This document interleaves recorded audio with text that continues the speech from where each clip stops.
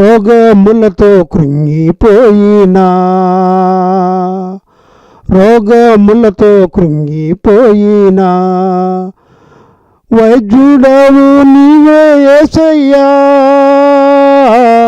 నన్ను స్వస్థపరచుము యేసయ్యా. రోగములతో కృంగిపోయినా, నా వైద్యుడవు నీవే యేసయ్యా, నన్ను స్వస్థపరచుము యేసయ్యా. కాదన్నాడు నీ అనాథను తండ్రి, కాదన్నాడు నీ అనాథను, కాదన్నాడు నీ అనాథను తండ్రి, కాదన్నాడు నీ అనాథను.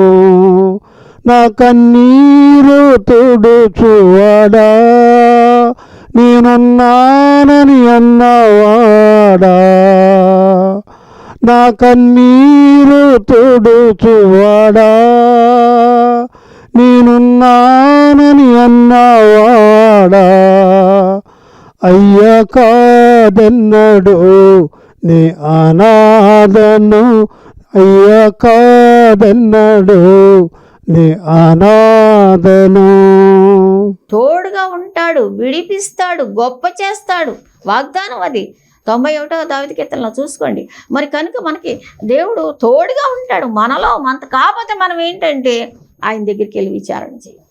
భయపడిపోతాం, కంగారు పడిపోయి ఏయో పిచ్చి పిచ్చి పనులని చేస్తాం, చేయరాని అన్నీ చేస్తాం. అవి మన భయానికి తోడుగా ఏంటంటే ఆ దుష్టుడు ప్రవేశించేస్తాడు. ఇక ఏంటంటే ఆడు తీసుకొచ్చి ఆయుధమే భయం తీసుకొచ్చేసి వాడు ఇష్టానుసారంగా మనకి నెమ్మది లేకుండా చేస్తాడు. కాబట్టి ప్రేమేంటంటే వాళ్ళారా వచ్చినప్పుడు మనం దేవుని దగ్గరికి వెళ్ళి, శిష్యులు కూడా లేచి యేసు ప్రభు దగ్గరికి వెళ్ళారు. ఉన్నారు కదా, ప్రభు నిద్రపోతున్నారు కదా, ముందు ముందు ఆయన లేపేద్దాం అని చెప్పేసి ఆయన దగ్గరికి వెళ్ళారు. మన జీవితాల్లో కూడా దేవుని దగ్గరికి వచ్చినప్పుడు అలాగా వేడుకున్నప్పుడు అంతేకాదు, చూడండి వేడుకోవటం కూడా ఎంత చక్కగా వేడుకున్నారు. ఈ గొప్ప సైన్యమును 12, ఈ గొప్ప సైన్యముతో యుద్ధము చేయుటకును మాకు శక్తి చాలదు, ఏమి చేయుటకును మాకు తోచదు, నీవే మాకు దిక్కు. అది అలా ఉండాలి మనం, అంతే. నువ్వేనయ్యా మాకు దిక్కు. ఈ వీటితో యుద్ధం చేయటం మా వల్ల కాదు, మా శక్తి చాలదు, యుద్ధం యెహోవాదే అంటారు. ఆయనే అది ఏ పరిస్థితుల్లోనే కాదు, మీరు అది అనారోగ్య పరిస్థితులు, బిడ్డల విషయాలని కానీ, ఫైనాన్షియల్ విషయాలని కానీ, అది ఆఫీసుల్లో ప్రాబ్లమ్స్, ఇంట్లో ప్రాబ్లమ్స్, రకరకాల లోకంలో అనేకమైన తుఫాన్లు, ఒకటనరాక లేదు. వచ్చినప్పుడు మనం కలవరపడిపోకూడదు. దేవుని దగ్గరికి వెళ్ళి నీవే నాకు దిక్కు. యెహోషాపాతు ప్రార్థన చేశాడు, ఉపవాసం చాటించాడు, ఉపవాసం ఉండి ప్రార్థన చేసుకున్నాడు. అప్పుడు దేవుడు ఎంత గొప్పగా అంతా కూడా తన చివరికి జయమిచ్చినట్టుగా దేవుని వాక్యం సెలవిస్తుంది. కాబట్టి ప్రేమేంటంటే వాళ్ళారా మన జీవితాల్లో మరి వీళ్ళు కూడా శిష్యుల దగ్గరికి వెళ్ళిపోయారు. శిష్యులు యేసు ప్రభు దగ్గరికి వెళ్ళారు. యేసు ప్రభు దగ్గరికి వెళ్ళి, యేసయ్యా మరి ఏంటి ఇలా ఉంది పరిస్థితి మరి అని చెప్పేసి, మా పరిస్థితి చూడండి అని చెప్పేసి వాళ్ళు ఆయన దగ్గరికి వెళ్ళి మాట్లాడినట్టుగా ఇక్కడ దేవుని వాక్యం సెలవిస్తారు. మా శిష్యులు చూడండి 8వ అధ్యాయంలో ఏమంటున్నారు, యేసు ప్రభు దగ్గరికి వెళ్ళి మాట్లాడుతూ ఉన్నారు. అయ్యో ఏంటి యేసయ్యా మీరు ఇక్కడ పడుకున్నారు, మేము నశించిపోతున్నాం అంటున్నారు. ఏకంగా మేము నశించిపోతున్నాం, నువ్వేంటి ఇక్కడ ఉన్నావు అని చెప్పేసేసి కనబడినప్పుడు, అంతటా సముద్రం మీద తుఫాన్ లేచినందున ఆ దోణి అలల చేత కప్పబడినప్పుడు వారు ఆయన వద్దకు వచ్చి, ప్రభువా 25వ వచనం, నశించిపోతున్నాము, మమ్మల్ని రక్షించమని చెప్పి ఆయనను లేపిరి. ఆయన దగ్గరికి వెళ్ళి అంతేకాదు, ఆయన్ని లేపారంట. అంటే ఆయన పడుకున్న ఇవి 2 విధాలు కూడా మనం ఆలోచించవచ్చు. మన జీవితాల్లో ఈ యొక్క పరిస్థితులు, తుఫాన్లు మరి వస్తున్నాయి అంటే దేవుడు అక్కడ ఉన్నారు, మన నావలో ఉన్నా కూడా వచ్చినాయి అంటే ఆయన మనం ఏం చేస్తామో కూడా చూస్తారు. వీళ్ళు ఏం చేస్తారో చూద్దాం ఇప్పుడు ఈ పరిస్థితిలో అని కూడా ఆయన అక్కడే ఉండి వీళ్ళు వెళ్ళి లేపే వరకు లేవలేదంటే ఏంటి మరి ఆయన చూస్తారు మన పరిస్థితిని. ఇప్పుడు నా బిడ్డ ఏం చేస్తుందో, ఇప్పుడు నా కుమారుడు ఏం చేస్తాడో మరి అని చెప్పేసి చూస్తూ ఉంటారనమాట. అందుకే ఒక్కోసారి మనం ఎందుకు వచ్చిందని దేవుని దగ్గర యోచన చేయాలి. ఈ పరిస్థితి ఒక్కోసారి టెస్ట్ చేయడానికి మనం దేవుడు పంపిస్తాడు.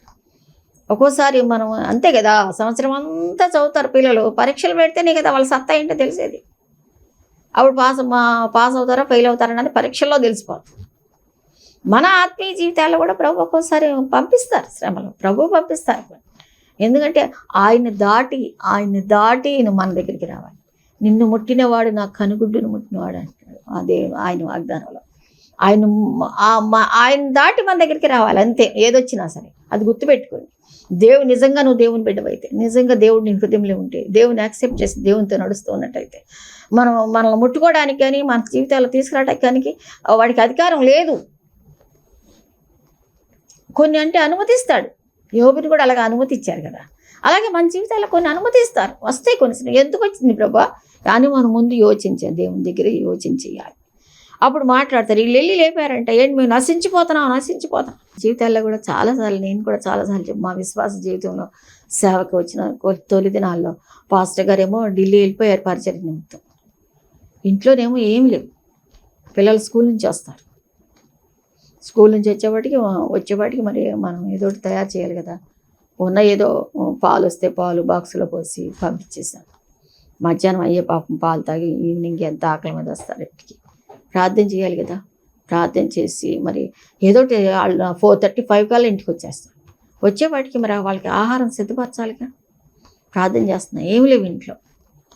ప్రార్థన చేస్తున్నాను. నేను బయటికి వెళ్దామని నేను ప్రిపేర్ అవుతున్నాను. సిస్టర్ రమ్మన్నారు, విజిటింగ్కి వెళ్దామని బయలుదేరిన ప్రభు వద్దన్నారు.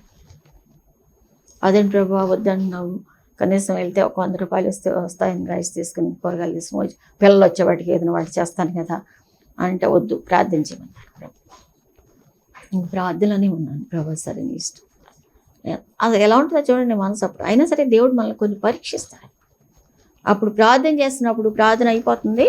ఇంకా 4:35 పిల్లలు వస్తారు. 4:30కి నాకు తలుపు కొట్టారు వెనకాల. తలుపు తీసినప్పుడు ఆ సిస్టర్ వెనక వైపు నుంచి మచిలీపట్నంలో పీజీ ప్రభాకర్ గారు మిస్సెస్ అన్నమాట, ఫెలోషిప్కి వెళ్తారు. సిస్టర్ ఇందాక నుంచి నేను మీకోసం చూస్తున్నాను, ఈరోజు మా మ్యారేజ్ డే, ఇది మీకు క్యారేజ్ ఇద్దామని, పిల్లలు క్యారేజ్ ఇద్దామని దాని చూస్తున్నా, మీరు అసలు బయట కనిపించట్లేదు అని చెప్పేసి ముందు వైపు తిరిగి ఆ సర్వెంట్ని పంపించి బెల్ కొట్టించి వెనకాల చూస్తే పెద్ద క్యారేజ్, ప్రిమెంటెంట్ వాళ్ళ అన్నీ ప్రత్యేకమైన భోజనం. ఎందుకు దేవుడు ఒక్కోసారి మనల్ని పరీక్షిస్తాడు. మనం వెళ్తాం, బయటికి వెళ్ళి అటు ఇటు చేస్తామా, లేకపోతే ఏం చేస్తాం, దేని మీద ఆధారపడతాం, దేవుని మీదే ఆధారపడతామా అంటే కొన్ని దేవుని మహిమ కోసం కూడా.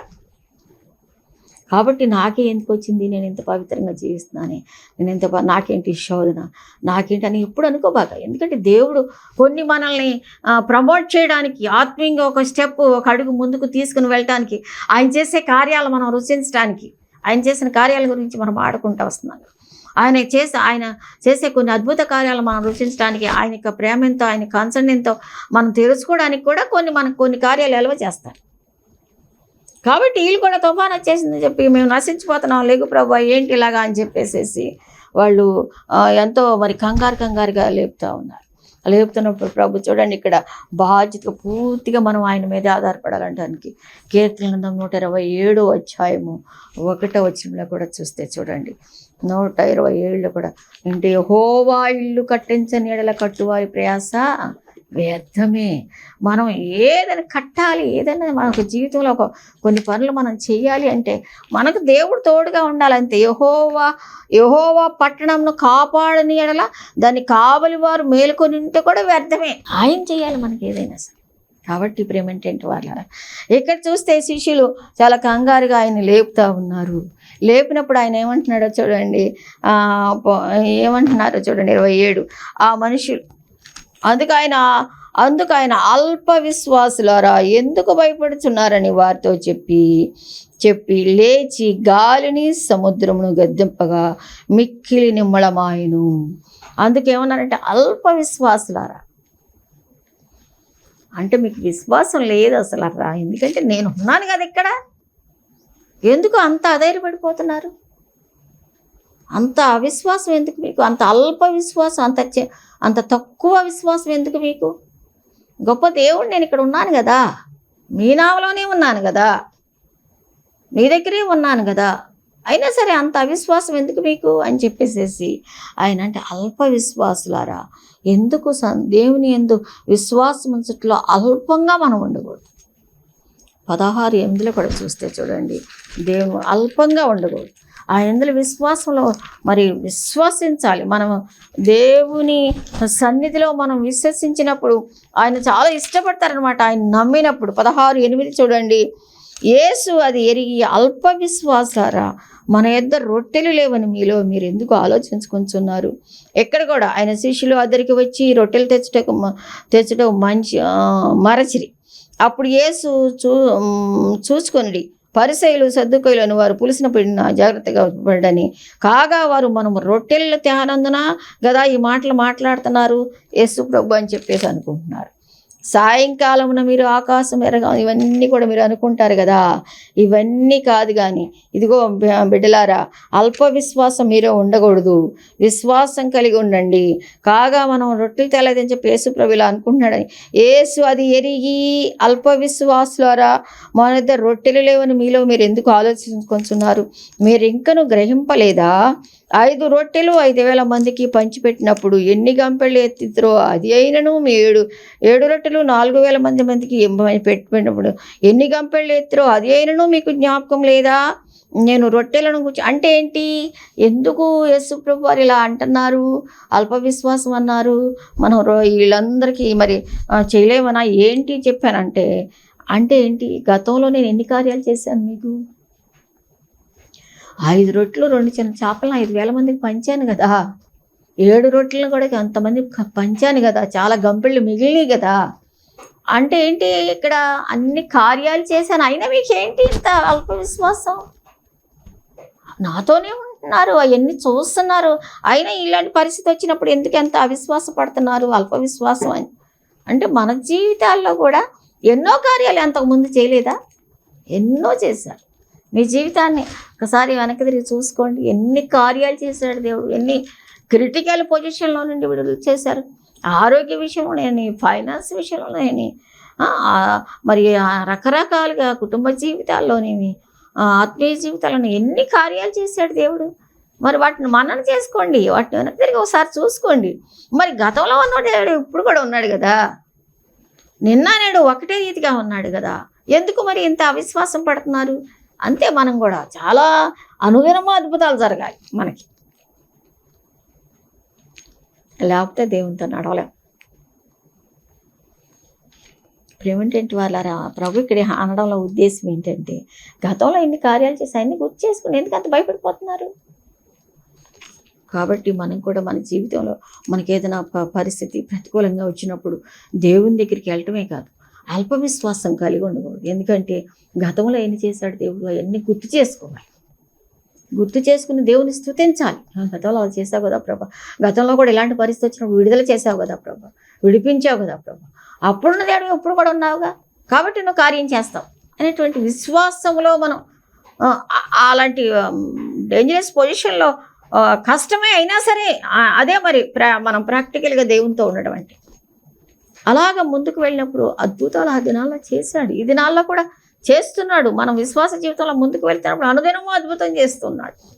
ఏమిటంటే వాటి నేను చెప్పగలను, మా విశ్వాస జీవితంలో, మా విశ్వాస యాత్రలో, సేవా యాత్రలో 34 సంవత్సరాలు మేము దేవుని సేవలో ముందుకు వచ్చాము. అనుదినము ఒక అద్భుతం చేయవలసిందే, ఏదో ఒకటి చేయవలసిందే. అలా అయితేనే మేము ముందుకు వెళ్ళగలం.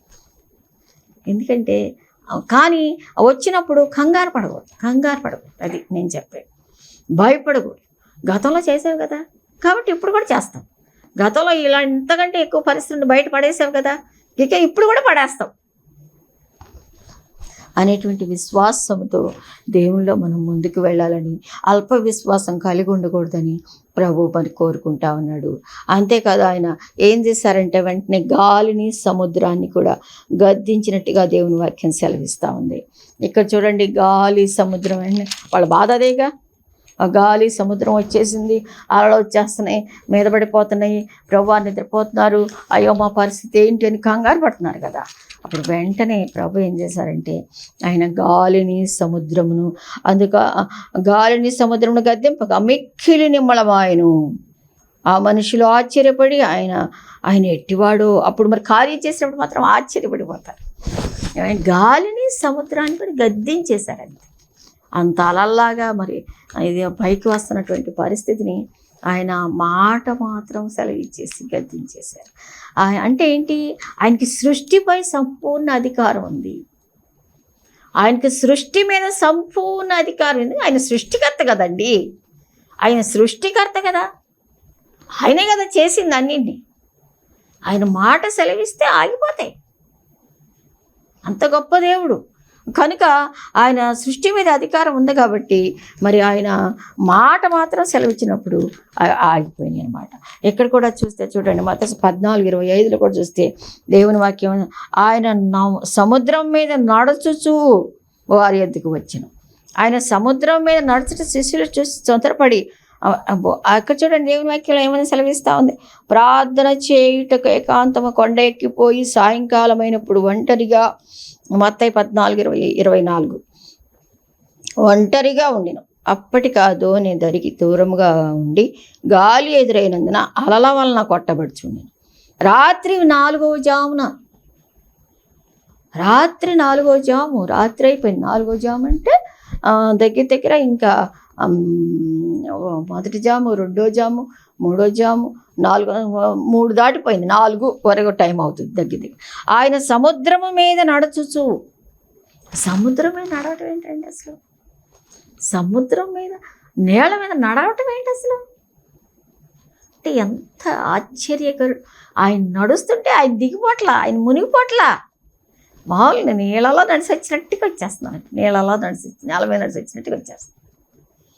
అంటే సృష్టిని అలాగా ఏ విధంగానైనా ఆయన చేయగల శక్తి గలది. ఏమిటంటే వాళ్ళ మీ జీవితాల్లో దేనినైనా సరే మన చక్కగా చేయగల శక్తి గల దేవుని నువ్వు కలిగి ఉన్నావు. అద్భుత కార్యాలు జరిగించగల గొప్ప దేవుని నువ్వు కలిగి ఉన్నావు. ఆ పరిస్థితుల నుంచి విడిపించగల దేవుని నువ్వు కలిగి ఉన్నావు అని నమ్మాలని నేను కోరుకుంటూ ఉన్నాను. మరి కనుక అంత గొప్ప దేవుణ్ణి మనం కలిగి ఉన్నాం. అది కాబట్టి సముద్రములో మరి వెళ్ళవలసి వచ్చినప్పటికీ, లోకములో వెళ్ళవలసి వచ్చినప్పటికీ, అలల చేత కొట్టబడుతూ ఉన్నప్పటికీ, అలలు మనల్ని ముంచివేసి ఇబ్బంది పెడతా ఉన్నప్పటికీ, మరి ఆయన మనల్ని కలుసుకోవడానికి, మన దగ్గరికి రావడానికి, ఆ పరిస్థితులు ఆపడానికి నావ కొంచెం దూరంగా ఉందంట, సముద్రంలో లోపలికి ఉంది. ఈయన సముద్రంలో నడుచుకుంటూ వెళ్ళిపోయారు. అంటే నీకోసం నీళ్ళ మీద కూడా నడిచి, సముద్రం మీద కూడా నడిచి, లోకంలో నుంచి నడిచి నీ దగ్గరికి రాగల శక్తి గల దేవుడు. నువ్వు పరిస్థితులు ప్రతికూలంగా ఉన్నప్పుడు ఆయన వైపు తిరిగి ఆయన్ని వేడుకున్నప్పుడు ఆయన విడిచిపెట్టే దేవుడు కాదు. మరి నీళ్ళు కూడా అంటే సృష్టి మీద సర్వాధికారము కలిగినటువంటి సృష్టికర్త కదా, ఆయనే కదా సృష్టించాడు కనుక ఆయన సర్వాధికారి. అలాగే చూడండి 17:27లో కూడా ఇక్కడ చూస్తే ఏమంటున్నాడు, ఆయనను మనము వారికి అభ్యంతరం కలిగజేయకున్నట్లు నీవు సముద్రమునకు పోయి గాలం వేసి మొదట పైకి వచ్చి చేపను పట్టుకొని దాని నోరు తెరిచినలా 1 షెకెలు దొరుకును, దాన్ని కట్టు మరి పన్నుగా అని చెప్పేసి చెప్తున్నారు. ఏంటంటే వాళ్ళు ఇక్కడ దేవుని వాక్యంలో మనకి ఏమని సెలవిస్తూ ఉందంటే చూడండి, మత్తయి సువార్త 17:27 చూసినట్టే ఇక్కడ కూడా మరి యేసుక్రీస్తు ప్రభువారు ఈ లోకంలో మరి జీవిస్తూ ఉన్నప్పుడు ఆయన కూడా అన్ని ప్రభుత్వానికి, గవర్నమెంట్కి లోబడి మరి చక్కగా జీవించినట్టుగా ఇక్కడ తెలియజేస్తూ ఉంది. అవును, నేను దైవ కుమారుని కాబట్టి, నేను ప్రత్యేకంగా వచ్చాను కాబట్టి అన్నట్టుగా లేదు. మనం కూడా మన జీవితాల్లో, మన అనుదిన జీవితాల్లో మన ఊర్లో, మన పట్టణంలో, మన గవర్నమెంట్లో, మనం ప్రభుత్వంకు లోబడి మనం జీవించాలి. మరి చక్కగా ఏం చేస్తా అదే మనం అనుసరించాలని కూడా ఇక్కడ దేవుని వాక్యం సెలవిస్తాం. మనం ప్రభువారి చూడండి నువ్వేమంటున్నారు, అయినను మనం వారికి అభ్యంతరము కలుగజేయకున్నట్లు. మరి ఏంటంటే మనం ట్యాక్స్ కట్టాలి, మనం అట్లా చేయకూడదు, కాబట్టి నీకు నాకు ట్యాక్స్ కట్టు అని చెప్పేసి ఏమన్నాడు, నీవు సముద్రమునికి పోయి గాలం వేసి మొదట పైకి వచ్చి చేపను పట్టుకొని దాని నోరు తెరిచినట్లా 1 షెకెలు దొరుకును, దాన్ని తీసుకొని నా కొరకు నీ కొరకు కూడా వారికి ఇమ్మని అతనితో చెప్పాను. కాబట్టి బోధకులు మరి దేవుని బిడ్డలు కూడా మరి ఏంటి ట్యాక్స్ కట్టాలి, డబ్బులు లేవు, అప్పుడు వెంటనే ఆయన ఆజ్ఞాపించి ఉంటారు కదా, 1 షెకెలు ఆ యొక్క చేప నోట్లో ఉండాలి అని చెప్పేసి ఉన్నప్పుడు మరి బయటకు వచ్చినప్పుడు దాన్ని గాలం పట్టి బయటికి తీసినప్పుడు ఆ షెకెలు ఉన్నప్పుడు తీసుకెళ్ళిపోయి ట్యాక్స్ కట్టారు. ఎందుకు చెప్తున్నానంటే ప్రేమేంటంటే వాళ్ళారా, ఆ సమయానికి ఏది అవసరమో నీకు సృష్టించి తీసుకొచ్చి ఇవ్వగల శక్తి గల దేవుడు. కాబట్టి ఆయన ఎటువంటి పరిస్థితులు నీ జీవితంలోకి వచ్చినా కూడా నాకు ఒక దేవుడు ఉన్నాడు, ఆయన సమర్థుడు. అది ఫైనాన్స్ అయినా సరే, అది ఏదైనా సరే, ఇందాక రోగమైనా సరే, ఏదైనా సరే. మరి ఏంటంటే మనకి ఆయనకి చేతగాందంటూ లేదు, ఆయన చేయలేందంటూ లేదు. ఆయన అవన్నీ ఫేస్ చేశారు, దాటి వెళ్ళారు. మనం కూడా ఆ పరిస్థితులు గుండా వెళ్తున్నప్పుడు మనల్ని విడిచిపెట్టాడు. ఇక్కడ ఏమంటున్నారంటే మరి కనుక షెకెల్ తీసి ఆయన మరి ఆయనకి యేసుక్రీస్తుకి మరి ఆయనకి శిష్యుడికి కూడా మరి కట్టినట్టుగా దేవుని వాక్యం సెలవు, ఆ పన్ను కట్టినట్టుగా దేవుని వాక్యం సెలవిస్తూ ఉంది. కాబట్టి 21:19 కూడా చూస్తే దేవుని వాక్యం మత్తయి సువార్త 21వ అధ్యాయం 19వ వచనంలో కూడా చూస్తే అదే చూడండి. ఇక్కడ కూడా సృష్టి మీద అధికారం కలవారు అని చెప్పేసి, కాబట్టి ఇక్కడ మనం సృష్టి మీద సర్వాధికారం కలవాడు అని చెప్పి మనం మాట్లాడుకుంటూ వస్తున్నాం. కాబట్టి ఇక్కడ చూస్తే దేవుని వాక్యం చూడండి 21:19 కూడా చూస్తే, అప్పుడు త్రోవ పక్కన ఉన్న యొక్క అంజూరపు చెట్టును చూచి దాని యొద్దకు రాగా దాని యందు ఆకులు తప్ప మరేమీ కనబడలేదు కనుక దాన్ని చూచి ఇక మీదట ఎన్నటికీ నీవు కాపాయికుందు అని చెప్పి తక్షణమే ఆ అంజూరపు చెట్టు ఎండిపోయింది. ఒక దారి పక్కన వెళ్తూ ఒట్టి ఆకులే ఉన్నాయి, కాయలు ఏమి లేవు అంటే దాన్ని వెంటనే శపించేశారు. సృష్టి మీద కూడా సర్వాధికారం ఉందని మనం మాట్లాడుకుంటూ వస్తాం. అక్కడ ఒక మాటతో తుఫాన్ని ఆపేసేశారు. ఇక్కడేమో పన్ను కట్టాలంటేనేమో అరశక్కేలు చేప నోట్లో ఉంచారు. మళ్ళీ ఇక్కడేమో అంజూరపు చెట్టు చూసినప్పుడు దాని నుండి ఫలాలు ఆశిస్తున్నారు. అంజూరపు చెట్టు మన ఆత్మీయ జీవితానికి మరి మాదిరిగా ఉందన్నమాట. మరి అంజూరంలాగా మనం ఒట్టి ఆకులు చక్కగా మంచి బిలీవర్స్ అండి, ఆదివారం ఆరాధనకి వెళ్తారండి, వస్తారండి, ఒట్టి ఆకులే పైపోయిన క్రైస్తవుల్లాగా కనపడటం ఇష్టపట్ల ఆయన ఫలాలు కోరుకుంటున్నాడు. మన నుండి ఫలములు, ఆత్మీయ ఫలములు మనం కలిగి ఉండాలి. ప్రేమ, సంతోషము, సమాధానము, దీర్ఘశాంతము, ఈ దయాళత్వము, మంచితనము, ఆశానిగ్రహము, ఇవన్నీ కూడా ఆత్మ ఫలములు, దేవుని యొక్క ఫలములు. దేవుని బిడ్డలమని చెప్పుకోవడానికి వీలుగా ఫలాలు మనం ఫలించాలి అని దేవుని వాక్యం ఆయన కోరుకుంటాం. అలా లేకపోతే ఊరికే పైపైన చక్కగా పచ్చగా మరి ఊరికే క్రైస్తవులు, నామాత్ర క్రైస్తవులుగా ఆయన ఇష్టపట్ల. ఆయన చూసి అంటున్నారు చూడండి, వెంటనే ఆయన ఆకలిగా ఉన్నారు. ఆయనకు ఒక ఆకలి ఉంటుంది, ఆయనకు తృష్ణ. ఈ లోకంలో వచ్చి ప్రాణమే పెట్టారు కదా, మరి ప్రాణం పెట్టి నేను రక్షించుకున్నారు. నువ్వు ఈ లోకంలో ఆయన శిష్యురాలివి, ఆయన ప్రతినిధివి. ఆయన చేయవలసింది చేసి వెళ్ళి పరలోకంకి వెళ్ళి మన కోసం విజ్ఞాపన చేస్తున్నారు. మళ్ళీ తండ్రి పంపించినప్పుడు వచ్చి మళ్ళీ మధ్యాకాశంలో మనం తీసుకొని సంఘాన్ని తీసుకొని ఆయన దగ్గరికి తీసుకుని వెళ్ళి, అప్పటి వరకు ఈ లోకంలో నువ్వే ఆయన ప్రతినిధివి. పరిశుద్ధాత్మను మనకు ఆదరణగా పంపించారు. పరిశుద్ధాత్ముడు ఉన్నాడు మనకి ఇప్పుడు, మనతో ఉండి కార్యాలు చేస్తున్నారు. ఆ రోజున యేసుక్రీస్తు ప్రభు ఎలాగ 33 సంవత్సరాలు ఈ లోకంలో బ్రతికి అద్భుత కార్యాలు చేశారో మనం ధ్యానించుకుంటూ వస్తున్నాము. అలాగ వెంటనే మనతో ఉంటూ సూచక్రియలు చేస్తూ విశ్వాసమును బలపరుస్తూ ఉన్నారు. బలపరుచుకోవాలి. అయితే ఇక్కడ కూడా మనం ఏంటంటే ఆయన ఫలములు కలిగి ఉండాలి. ఆయన వారంగా మనం జీవించాలి. ఆయన ఆకలిని మనం తీర్చేవారంగా ఉండాలి. ఆయన కోసం మనం పనిచేసే వారంగా ఉండాలి. ఆయన ఆకలి ఏంటి? మనుషులు ఈ లోకము అనేకులు మరి నరకానికి వెళ్ళిపోతున్నారు, నరకానికి జోగుతూ ఉన్నారు. సత్యం వారికి తెలియటం లేదు. ఇదే లోకం అనుకుంటున్నారు, ఇక్కడే ఉంటాం అనుకుంటున్నారు. మరి ఆ తర్వాత జీవితం ఉందని తెలియదు. పాపంలో వచ్చే జీవితం మరణం అని, నరకం అని తెలియదు. మరి వారికి మీరు చెప్పాలి. అందుకే మిమ్మల్ని ప్రాణం ఇచ్చి రక్షించుకున్నాను అని చెప్పేసి ఆయన ఆకలి అదే. నా ఆకలి, నా దాహం వేరే ఉంది అని చెప్తాడు తండ్రితో మాట్లాడు యోహాను సువార్త. ఏంటంటే ఆయన రాజ్య విస్తరణే, ఆయన రాజ్యం గురించి తపనే. అయ్యో నేను చేసుకున్న సృష్టి నా బిడ్డలు నశించిపోతున్నారే, సత్యం తెలుసుకోకుండా పాడైపోతున్నారే, అయ్యో వీళ్ళకి చెప్పడానికి ఎవరున్నారు? మనం ఉన్నాం. అది ఆయన ధైర్యం. మనల్ని పెట్టి వెళ్ళాడు. మనమే శిష్యులం ఈ లోకంలో. ప్రాణం ఇచ్చి రక్తం ఇచ్చి కొనుక్కున్నారు మనల్ని. మరి మనం ఏం చేస్తున్నాము? నువ్వేం చేస్తున్నావు? మరి ఆయన ఆకలి తీర్చేవారంగా ఉండాలి కదా, ఆయన దాహం తీర్చేవారంగా ఉండాలి కదా, ఆయన పని చేసేవారంగా ఉండాలి కదా. మరి ఏదో రకంగా నువ్వు నీకు దేవుడు ఏదో టాలెంట్ ఇస్తాడు, నీకు ఏదో ఒకటి ఇస్తాడు. దాన్ని దాచిపెట్టుకునేవాడుగా కాకుండా దేవుని కోసం పనిచేసేవాడు, ఆయన ఆకలి తీర్చేవాడు. ఉండాలి. కానీ చక్కగా క్రైస్తవులు అండి పచ్చగా అలా దేవుడు ఇష్టపట్ల అదే చెప్తున్నాడు. అది చూసినప్పుడు శ్రమించాడంట, బాధపడ్డాడు. ఆయన ఆకలి కొని ఏమన్నా ఒక కాయనే దొరుకుద్దేమో, ఆకులు కింద ఉంటాయంట, అది ఈ అంజూరపు కాయ ఆకులు చాట్లు అంటే ఆ పచ్చని ఆ జీవితంలో పచ్చనటువంటి క్రైస్తవ జీవితం కింద ఫలాలు ఉండాలి. అది ఆయన ఎక్స్పెక్ట్ చేస్తారు. ఫలములు లేకుండా ఉన్నప్పుడు చూచి దాని వద్దకు రాగా దాని ఎందు ఆకులు తప్ప మరేమీ కనబడలేదు కనుక దాన్ని చూచి ఇక మీద అన్నటికీ నువ్వు కావు అంటే సృష్టి తక్షణమే ఎండిపోయిందంట. తక్షణమే ఆ అంజూరపు చెట్టు ఎండిపోయింది. సృష్టి మీద సంపూర్ణ అధికారం కలదని మనం మాట్లాడుతూ తక్షణమే ఎండిపోయింది. కాబట్టి ప్రియమైనటువంటి వాళ్ళ దేవుని కోసం ఎలా జీవిస్తున్నావు? పర్లేదులే, క్రైస్తవులు పచ్చగా కనబడుతూ క్రైస్తవం ఆదివారం చర్చికి వెళ్తున్నామండి, వస్తున్నామండి, చక్కగా మళ్ళీ బైబిల్ గుట్లో పెట్టుకుంటున్నామండి, మళ్ళీ ఆదివారం తీసుకుని వెళ్తామండి. కాదు, దేవుడు చాలా ఆకలితో ఉన్నాడు, బాధపడతా ఉన్నాడు. ఇంకా శాపం మనం తెచ్చుకోకూడదు.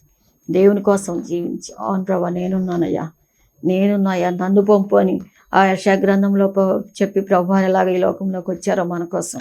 ప్రభు నేనున్నానయ్యా, నన్ను పంపు, నన్ను వాడుకో, మన జీవితాలు ఏదో ఒకటి మన దేవుడికి ఇచ్చిన టాలెంట్, ఓ పాట పాడటం, ఒకరి కోసం ప్రార్థన చేయటం, ఒకరికి హెల్ప్ చేయటమో, ఒకరికి సువార్త చెప్పటమో, ఎవరు లేకపోతే వాళ్ళ కోసం మనం ప్రార్థన చేయటమో. నేను ఎప్పుడు ఒకటే చెప్తాను, మనం ఏం చేయకపోయినా ప్రార్థన చేయగలం శ్రీలంగా. మరి గంటల తరబడి మరి దేశం అంతటిని చుట్టరాగలం గదిలో కూర్చుని ప్రార్థన ద్వారా దేవునికి అప్పగించి. నేను చాలాసార్లు చెప్తాను, నేను యవ్వన కాలం నుండి మా యొక్క స్నేహితుల కోసం, మా క్లాస్మేట్స్ కోసం పుస్తకంలో రాసుకుని ప్రార్థన చేసేదాన్ని. ఇది చాలామంది మా క్లాస్మేట్స్ చక్కని స్థితిలో మారుమనసు పొందటమే కాదు, సేవకులు అయ్యారు ఇద్దరు. కాబట్టి మనం సృష్టి మీద అధికారం ఉంది, మన మీద ఆయనకి సంపూర్ణ అధికారం. కనుక అద్భుత కార్యాలు, ఆశ్చర్య కార్యాలు అంటే ఎంతసేపు స్వస్థతలు ఇవే అని కాదు, ఆత్మీయ జీవితంలో కూడా ఒక ఆత్మ స్వస్థత, ఒక ఆత్మ గుండె చాలా అని భయంకరమైన స్థితిలో ఉండేవారు. వాళ్ళు దేవునికి దూరంగా ఉండేవాళ్ళు, వాళ్ళు దేవుని నమ్ముకున్నారు. వారి కోసం నేను ప్రార్థించాను, ఇదిగో వారి కొరకు వాక్యం చెప్పాను, వారిని గుడికి తీసుకెళ్ళాను, ఇదిగో దేవుని సన్నిధికి తీసుకెళ్ళాను, వాళ్ళు చూడగలుగుతున్నాను ఫలం అని చెప్పేసి మనం వారి కోసం మరి దేవుని యొక్క ఆకలి తెచ్చడానికి సాధనాలుగా మనం జీవించాలని ప్రభు ఆశపడుతూ ఉన్నారు. ప్రేమేంటి వాళ్ళారా, ఈయన ఎట్టివాడో ఏంటి ఇంత కార్యం చేస్తున్నాడు అని చెప్పేసి ఈయన అవును ప్రేమేంటి వాళ్ళారా, ఎప్పుడైతే మనం దేవుని కోసం జీవిస్తామో దేవునికి మహిమ. ఈయన ఎట్టివాడమ్మో, వీళ్ళ దేవుడు ఎంత గొప్పోడండి, వీళ్ళ దేవుడు ఎంత గొప్ప కార్యం చేస్తున్నాడు అని చెప్పేసి ఆయనకి మహిమ, ఆయనకి ఘనత వచ్చేదిగా ఉంది. ఆయనకి ఘనత తీసుకొచ్చేటువంటి బిడ్డగా నువ్వు జీవించాలని ప్రభు ఆశపడుతూ ఉన్నారు. అంతేగాని ఊరికే పచ్చగా పైకి మాత్రం క్రైస్తవులాగా ఉండి మరి ఏమాత్రం ఆయనకి శక్తి లేకుండా జీవించినప్పుడు ఆయన శాపానికి పాత్రలు అవుతాము. కనుక ఇక్కడ చూస్తే చూడండి, ఈయన ఎట్టివాడో, అయ్యో ఏంటి ఇంత గొప్ప కార్యాలు జరుగుతున్నాయి, గాలి సముద్రం అన్నీ ఆగిపోయినాయి అని చెప్పేసి వీళ్ళు చాలా ఆశ్చర్యంగా చెప్పుకుంటా ఉన్నారు.